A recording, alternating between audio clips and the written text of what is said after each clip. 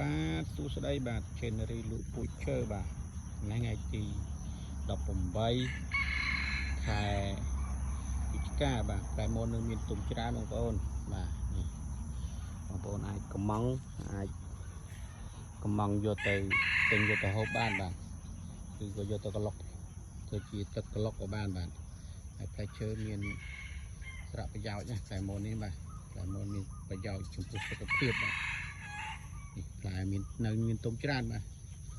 បងប្អូនចាប់អារម្មណ៍ទេអាចតាក់ទងបានបាទ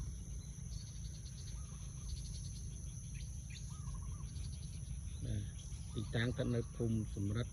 ភូមិសំបូរស្រុកប្រាសាទសំបូរខេត្តកំពង់ធំបាទបងប្អូនដែលមកលេងប្រាសាទសំបូរពីគុកអាចមកលេងបានបាទអាចមកភ្លក់ផ្លែមនបានបាទជាមួយនឹងកសិកម្មទេសចរបាទអាចបានបាទអរគុណច្រើន